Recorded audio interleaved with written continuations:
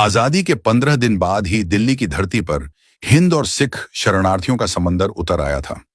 शरणार्थियों के लिए बनाए गए कैंपों में भी जगह कम पड़ने लगी थी। ऊपर से दिल्ली में जल्द ही सर्दियां आने वाली थीं।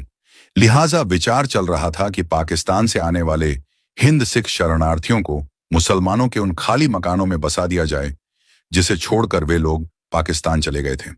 असल में पाकिस्तान में भी यही हो रहा था। जो मकान वहां हिंदू और सिखों ने छोड़े थे, उनमें भारत से आने वाले मुसलमानों को बसाया जा रहा था। लाहौर से लेकर कराची तक और रावलपिंडी से लेकर पेशावर तक हिंदुओं के सारे घर भारत से आए मुसलमानों को दे दिए गए थे। जाहिर है, ऐसे में भारत में खाली पड़े मुसलमानों के मकान पाकिस्तान से आने वाले हिंदुओं को दिए जाने चाहिए थे। लेकिन इस पर फैसला होता उसके पहले ही गांधी ने इसका विरोध करते हुए कहा, गैर मुसलमानों हिंदू सिख द्वारा मुसलमानों का उत्पीड़न बंद होना चाहिए। जो मुसलमान या तो मारे गए हैं या भाग जाने को मजबूर हुए हैं, उनकी जायदाद और घरों की रक्षा होना चाहिए। सरकार को मुसलमानों की इन संपत्तियों की तब तक रक्षा करना चाहिए जब तक कि वे वापस नहीं आ जाते। अपने इस बयान में गांधी ने दो बातें साफ कर दी। पहली, हिंदू और सिख मुसलमानों पर अत्याचार कर रहे हैं, और दूसरी, जो मुसलमान दिल्ली छोड़कर पाकिस्तान चले गए हैं, उनके खाली पड़े घर किसी भी कीमत पर हिंदुओं को न दिए जाएं। गांधी के इस दबाव की वजह से तत्कालीन नेहरू सरकार ने मुसलमानों के खाली पड़े घर हिंदू शरणार्थियों को न देकर उन पर सरकारी कस्टोडियन बैठा दिया। पंजाब हाई कोर्ट के जज जस्टिस जी.डी. खोसला को सरकारी कस्टोडियन बनाया गया था। जस्टिस खोसला ने विभाजन के बाद हुए दंगों की जांच का जिम्मा भी संभाला था और बाद में पंजाब हाई कोर्ट में नाथूराम गोडसे को फांसी की सजा भी सुनाई थी। खैर, जस्टिस खोसला ने अपनी एक और किताब द मर्डर ऑफ महात्मा में लिखा है कि उन्हें मुस्लिम घरों के कस्टोडियन की जो जिम्मेदारी दी गई थी वह बहुत कठिन थी।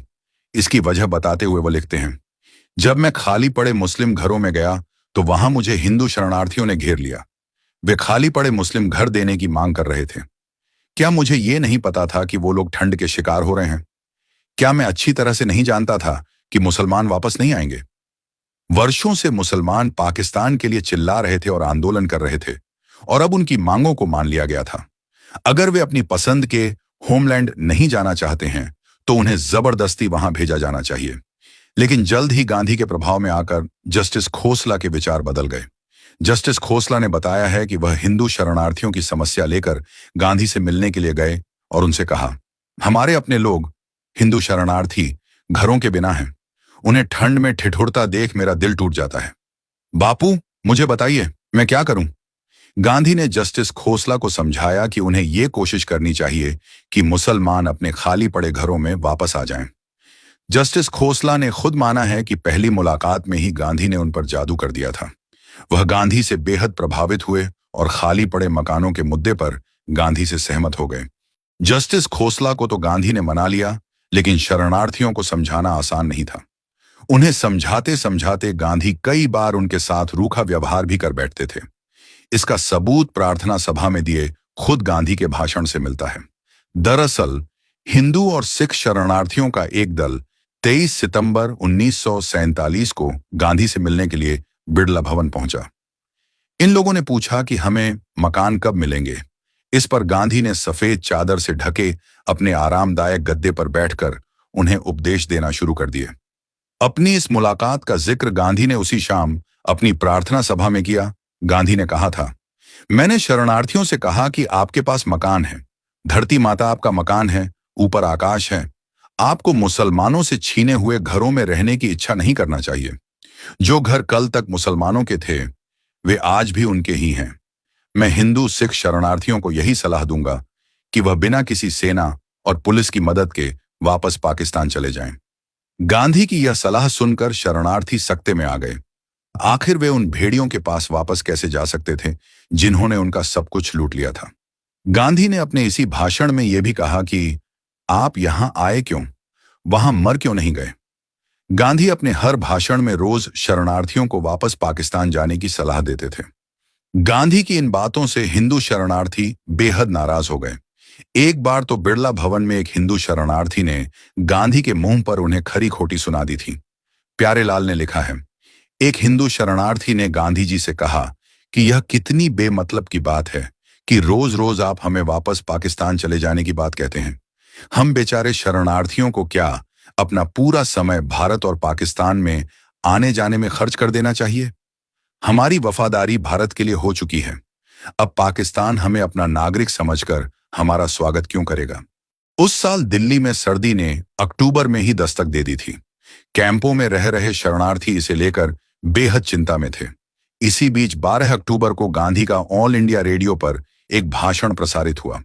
हिंदू शरणार्थियों को उम्मीद थी कि गांधी उनकी तरफ से सरकार को कोई सुझाव देंगे, लेकिन गांधी ने उल्टा कैंपों में रहने वाले शरणार्थियों को ही एक अजीबोगरीब सलाह दे डाली।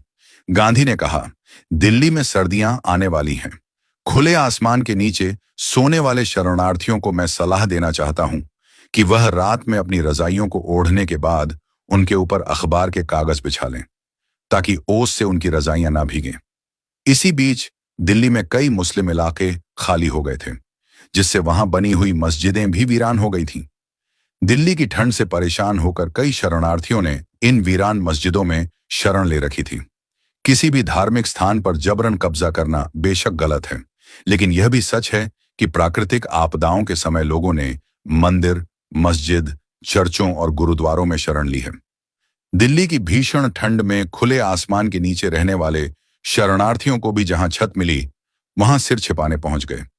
जब मंदिर और गुरुद्वारे भर गए तो उन्होंने मस्जिदों का आसरा लिया। गांधी की नजर में हिंदू शरणार्थियों का इस तरह से मस्जिदों में जाना गलत था। लिहाजा उन्होंने तत्कालीन गृह मंत्री सरदार पटेल पर दबाव डाला कि वह शरणार्थियों को जल्द से जल्द मस्जिदें खाली करने की चेतावनी जारी करें। गांधी के निजी सचिव प्यारेलाल के मुताबिक नवंबर की शुरुआत में गांधी जी ने सरदार पटेल को सुझाव दिया कि वह ऐसी घोषणा करें कि अगर मस्जिदों की पवित्रता को नष्ट किया गया तो उसे सहन नहीं किया जाएगा, और यदि मस्जिद को कोई नुकसान पहुंचा हो तो सरकार उसकी मरम्मत करवाएगी। 2 दिन बाद दिल्ली प्रशासन की तरफ से एक बयान जारी किया गया कि जिसमें हिंदू और सिखों को सूचित किया गया कि वे 7 दिन के अंदर मस्जिदें खाली कर दें, अन्यथा पुलिस वहां रहने वालों को जबरन बाहर निकाल देगी।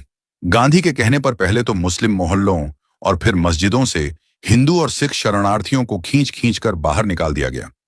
बेसहारा शरणार्थी उस हिंदुस्तान के आसमान के नीचे कड़कड़ाती ठंड में ठिठुर रहे थे, जिसे वह अपना देश समझकर रहने आए थे। विशेष रूप से इन घटनाओं का विस्तार से वर्णन निम्नलिखित पुस्तकों में मिलता है। द मर्डर ऑफ द महात्मा, लेखक जस्टिस जी डी खोसला। इस पुस्तक में जस्टिस खोसला ने विभाजन के बाद दिल्ली के हालात, मुस्लिम संपत्तियों के कस्टोडियन के रूप में अपने अनुभव और शरणार्थियों के प्रति गांधी जी के कठोर लेकिन उनके अनुसार नैतिक दृष्टिकोण का विस्तार से वर्णन किया है। Mahatma Gandhi, the last phase, लेखक प्यारेलाल नैयर। गांधी जी के निजी सचिव प्यारेलाल ने इस पुस्तक में गांधी जी के जीवन के अंतिम महीनों की हर छोटी बड़ी घटना को दर्ज किया है। शरणार्थियों के साथ उनकी बातचीत, बिड़ला भवन की प्रार्थना सभाएं और अखबार वाली रजाई जैसे सुझावों का जिक्र इसी किताब में मिलता है। स्टर्न रेकनिंग, लेखक जस्टिस जी जो डी खोसला। विभाजन के दौरान हुई हिंसा और दंगों की जांच के बाद जस्टिस खोसला ने यह रिपोर्ट स्लैश किताब लिखी थी, जिसमें शरणार्थियों की स्थिति और सरकारी फैसलों का कच्चा चिट्ठा है। इसके अलावा प्रार्थना सभाओं के प्रवचन, collected works of Mahatma Gandhi के खंडों में भी उन भाषणों का लिखित रिकॉर्ड मौजूद है जो गांधी जी ने ऑल इंडिया रेडियो और बिड़ला भवन में दिए थे। इसीलिए उदघोष ने यह मुहिम चलाई है कि हर सच को आपके सामने रखा जाएगा। लेकिन दोस्तों, इसमें आपको हमारा यानी कि उद्घोष का साथ देना होगा। आपको हर भारतवासी तक ये सच पहुंचाने में हमारी मदद करनी होगी। आप हमारी वीडियो को पूरे भारत में शेयर करके हर भारतवासी तक पहुंचाइए। YouTube पर जाकर आप उद्घोष चैनल को सब्सक्राइब कीजिए, ताकि हर जगह हम हर भारतीय को सच्चाई बता सकें। क्योंकि YouTube पर ज्यादा लोगों तक नहीं पहुंच रही, इसलिए आप YouTube पर भी आइए और चैनल को सब्सक्राइब कीजिए। जय हिंद, भारत माता की जय।